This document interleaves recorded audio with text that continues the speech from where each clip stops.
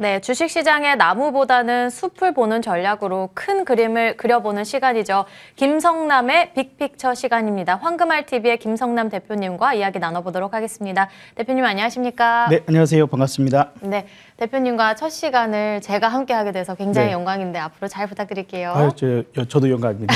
감사합니다. 네. 자, 그러면 먼저 시장 이야기부터 나눠보도록 할 텐데 정말 이제 설 명절 연휴를 앞두고 있습니다. 그래서 많은 분들이 지금이라도 현금을 확보하는 게 좋을지, 그래서 세뱃돈을 좀 마련할까, 아니면 지금이라도 좀 포트를 늘려가는 게 좋을까 고민이 굉장히 많으실 것 같아요. 그래서 이 코너 명대로 저희는 큰 그림을 그려보도록 할 텐데 과거 데이터를 기반으로 이야기를 나눠봐야 될 텐데 작년만 두고 얘기하기에는 좀 그럴 것 같습니다. 작년에는 뭐 금리 인상에 대한 우려라던가 지정학적 리스크, 그리고 여기에 더해서 LG 엔솔에 대한 상장이 있었기 때문에 데이터에 대한 왜곡이 좀 있을 것 같거든요. 그래서 저희는 조금 더 큰 그림을 그려볼까요? 네, 뭐 방금 말씀해 주신 것처럼 우리가 이제 한 번 정도는, 혹은 이제 앞서서 또 훌륭한 많은 분석하시는 분들께서 이슈들이나 여러 가지 부분들을 잘 얘기를 해주셨기 때문에 오늘 저는 여러분들께 이 시간에 또 처음 만나 뵈면서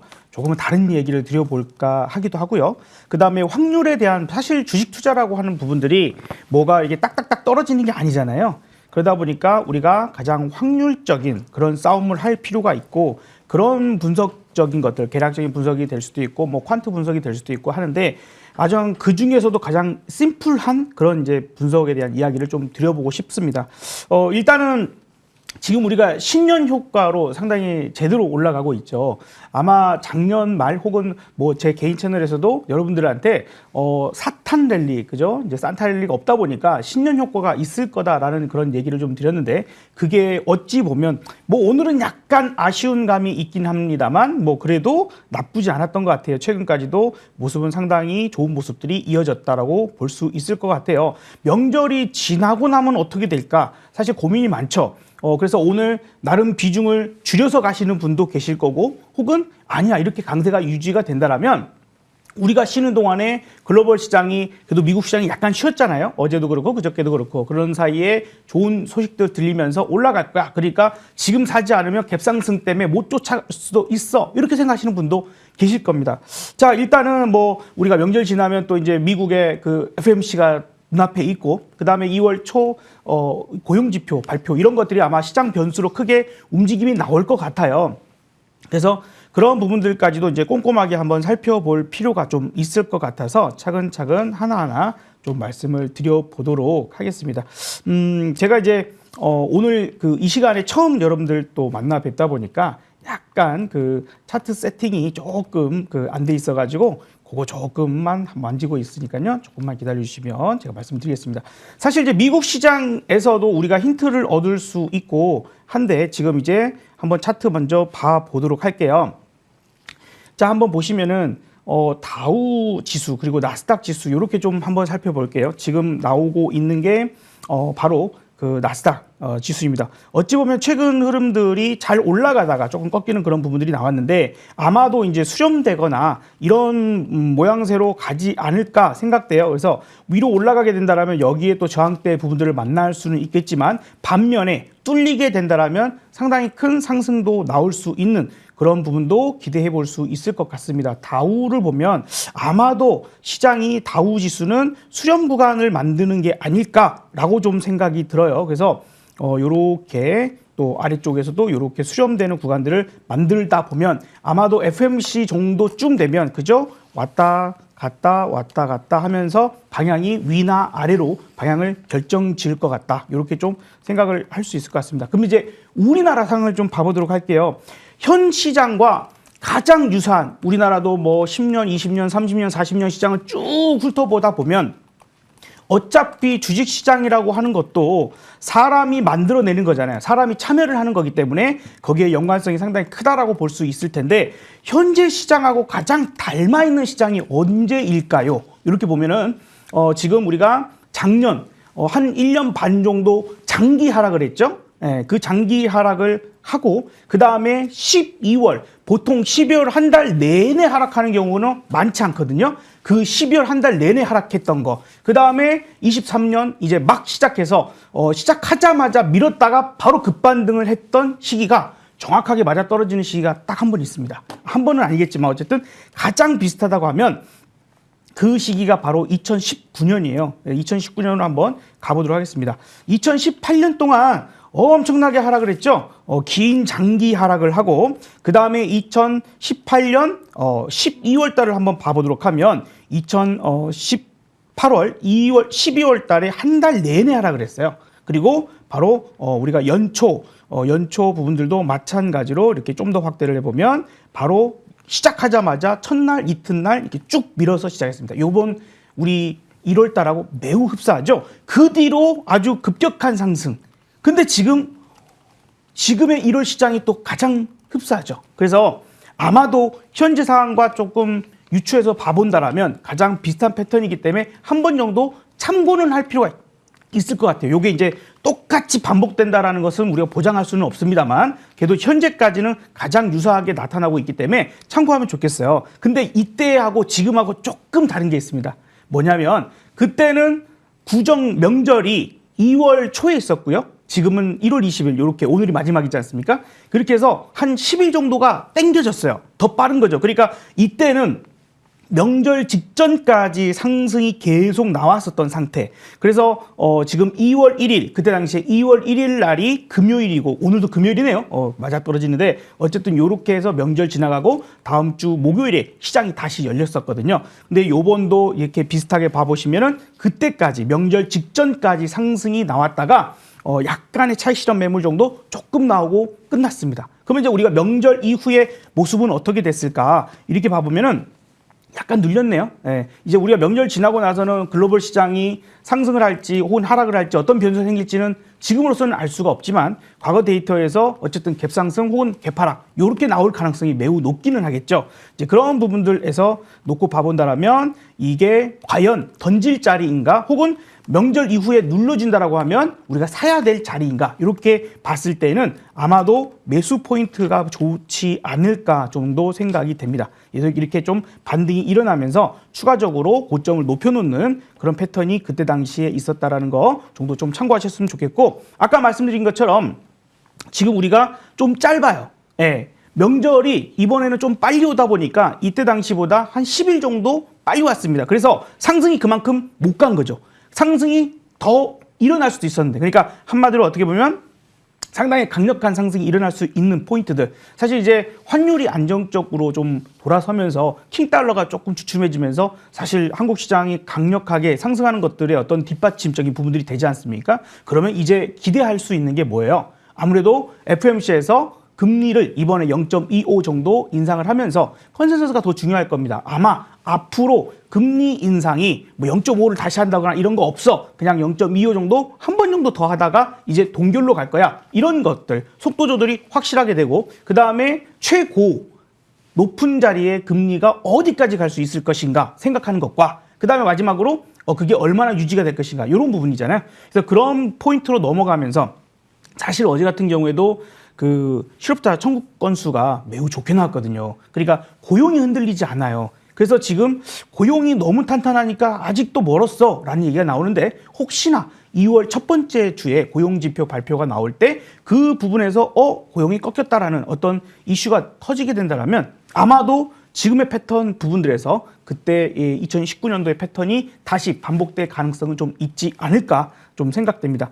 빅피처 조금만 더 크게 그려볼까요?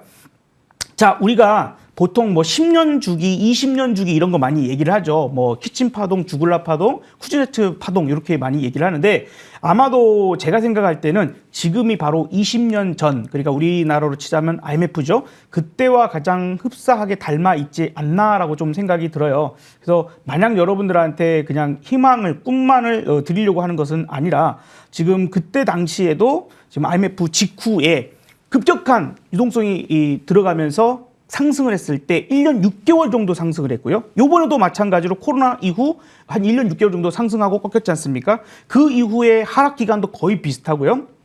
지금 이제 놓고 보면은 아마도 여기 정도로 보시면 될 거예요. 그래서 이때 최고점에서부터 이 장기 하락을 벗겨내는 최고점에서부터 이 장기 추세를 벗겨내는 첫 번째 구간이 바로 여기 구간이죠. 예, 여기 구간입니다. 여기를 이제 확대를 해보면 이때에도 마찬가지로 눌렀다가 바로 올렸어요. 그래서 이 비슷한 패턴이 만들어지는 부분들. 그래서 아주 긴 호흡의 움직임에서는 아마도 저는 이 패턴으로 앞으로 뭐 긴 시간, 앞으로 5년, 뭐 7년 이런 흐름에서 최근이 2023년, 24년 정도가 가장 바닥권을 만드는 구간이지 않을까라는 부분들로 말씀을 좀 드려보고 싶고, 현재 1월 달의 모습은 2019년도 1월과 상당히 많이 닮아 있으니까 그때를 한번 참고해 보면 좋겠다라는 얘기 드려보고 싶습니다.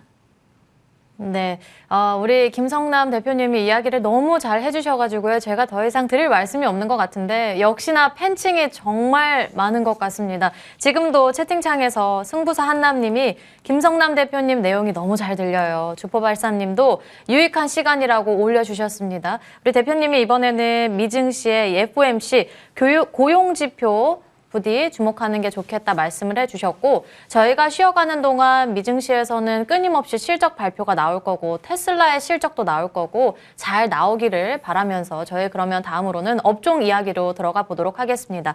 지금 증권가에서 계속해서 이야기가 나오고 있고 주목하고 있는 섹터가 있죠. 바로 말하기는 좀 민망하기는 합니다. 에로배우, 에너지, 로봇, 배터리, 우주항공 이렇게 나오고 있는데 대표님의 의견도 굉장히 궁금합니다. 네, 뭐 이런 이슈가 될 때 사실 약간 어거지성으로 넣는 경우도 있고, 사실 태조 이방원 얘기할 때는 조선이 그렇게까지 두두지였나? 일부 종목은 그렇게 갔지만, 그래서 이번에는 그래도 이거를 지금 당장만 놓고 보면 사실 로봇을 제외하면 그렇게까지 엄청나지는 않거든요. 특히 2차 전지, 뭐 배터리 쪽이 아주 좋지는 않은 편입니다. 그런데 아마도 23년, 24년 이 흐름들을 크게 볼 때는 가능성이 크다고 봐요. 어쨌든 이번 뭐 다보스 포럼에서도 EU 쪽에서 의견들을 냈을 때 아마 에너지에 관련된 이야기들도 상당히 많이 냈고 친환경 관련된 얘기들을 많이 했기 때문에 그 산업이 커질 수 있는 기반들을 마련했다라는 차원에서 아마도 신재생 에너지를 우리가 좀 이 중에서 에너지, 에로 배우 중에 첫 번째 에너지를 좀 더 생각해 보면 좋을 것 같다라는 생각이 듭니다.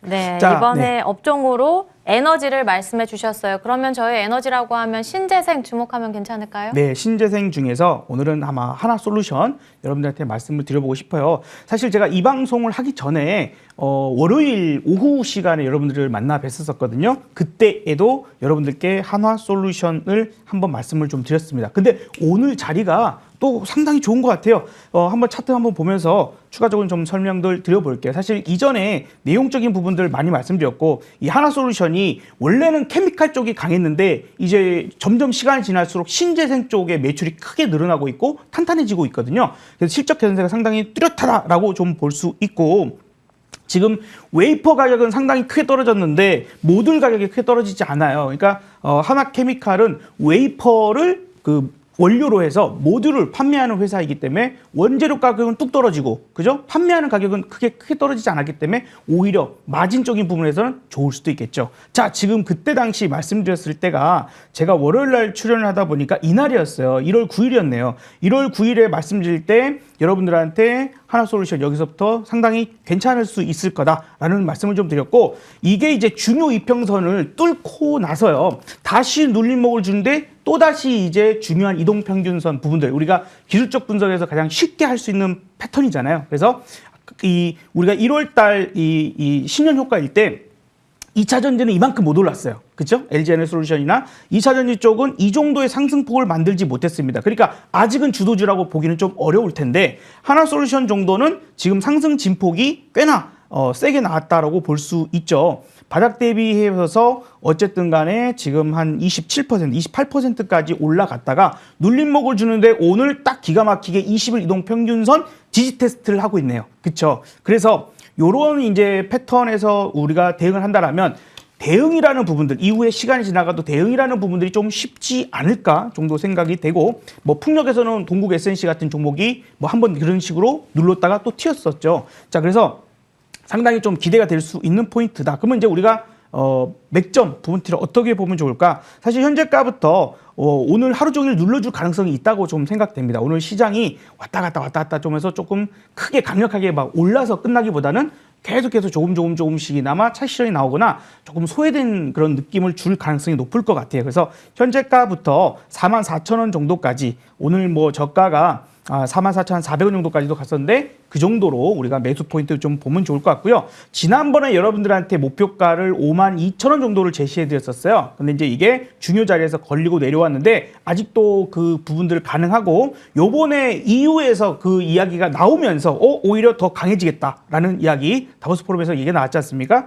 이 집행위원장이. 그래서 55,000원까지 목표가를 조금 더 상향해도 되겠다라고 좀 생각되고요. 어떠한 일이 있더라도 요 밑에 빨간색 선이 이탈되면 좀 괴롭습니다. 그래서 일단은 지난번 손절가보다 조금 높여서 4만 원으로 손절가를 조금 상향해서 제시해 드리도록 하겠습니다. 네, 태양광의 빛을 본 한화솔루션이 이번에 실적 개선이 가능할 것으로 보인다고 하니까요. 잘 참고해 보시길 바라겠습니다. 목표 주가 55,000원, 손절 라인은 4만 원으로 대응해 보도록 하겠습니다. 네, 지금까지 황금알TV의 김성남 대표님과 이야기 나눠봤습니다. 연휴 잘 보내시고요. 새해 복 많이 받으시길 바라겠습니다. 고맙습니다. 네, 새해 복 많이 받으십시오. 네, 이슈앤뷰 11도 여기서 인사드리도록 하겠습니다. 시청해주신 여러분 고맙습니다.